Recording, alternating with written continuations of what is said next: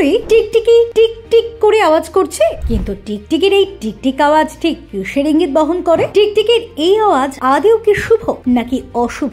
অনেকেই তো মনে করেন যে এই কথা বলার পরে টিকটিকি টিকটিক করে আওয়াজ করে ফেললো, তার মানে সেটা ঘটবেই ঘটবে। কিন্তু এমনটা কি সত্যি হয়? এ বিষয়ে কি বলছে বাস্তুশাস্ত্র দেখুন। হ্যাঁ, টিকটিকির টিকটিক আওয়াজ নিয়ে বিভিন্ন সংস্কৃতিতে নানা রকম বিশ্বাস এবং ধারণা প্রচলিত আছে। বিশেষ করে ভারতীয় উপমহাদেশের বাস্তুশাস্ত্র এবং জ্যোতিষশাস্ত্রে টিকটিকির আওয়াজকে কখনো শুভ কখনো অশুভ হিসেবে ব্যাখ্যা করা হয়। যদিও এর পিছনে কোনো বৈজ্ঞানিক ভিত্তি নেই, তবুও প্রাচীন কাল থেকে বিশ্বাসগুলি লোকমুখে প্রচলিত হয়ে আসছে।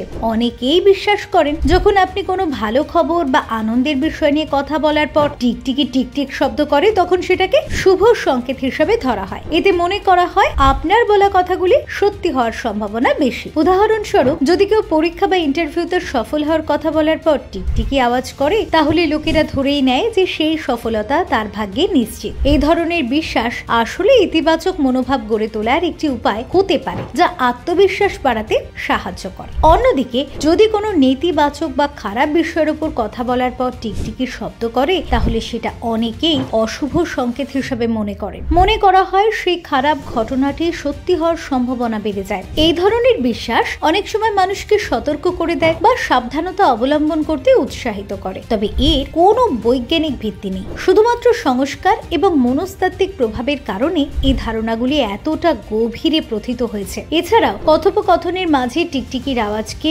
অনেকেই কথার সত্যতা বা সঠিকতার প্রতি সম্মতি হিসেবে মনে করেন। যেমন ধরুন, আপনি যখন কোনো গুরুত্বপূর্ণ তথ্য বা সিদ্ধান্ত শেয়ার করছেন এবং তখনই টিকটিকি আওয়াজ করলো, তখন সেটাকে কথার সমর্থন হিসেবে দেখা হয়। এই ধরনের বিশ্বাস মূলত সামাজিক এবং সাংস্কৃতিক প্রেক্ষাপটে গড়ে উঠেছে, যা মানুষকে কথা বলার সময় আরো আত্মবিশ্বাসী করে তোলে। তবে বৈজ্ঞানিকভাবে দেখলে টিকটিকির টিকটিক আওয়াজ আসলে তাদের প্রাকৃতিক আচরণের একটি অংশ।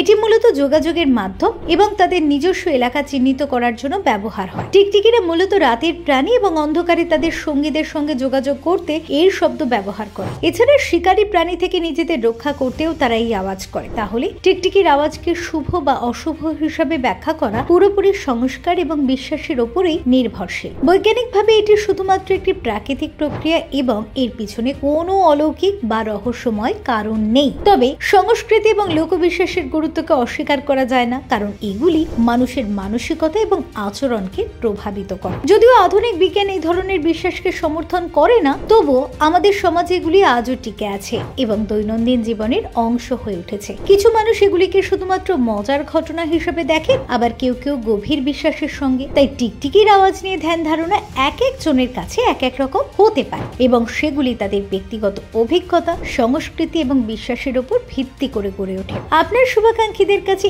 এই ভিডিওটি পৌঁছে দিতে প্রচুর পরিমাণে শেয়ার করুন। ভিডিওটি অবশ্যই লাইক করুন, কমেন্টে জানাবেন আপনারা কোন ধরনের তথ্য পেতে চান। চ্যানেলটিকে সাবস্ক্রাইব করে আমাদের পাশে থাকবেন। কমেন্টে লিখুন জয়, সনাতন ধর্মের জয়।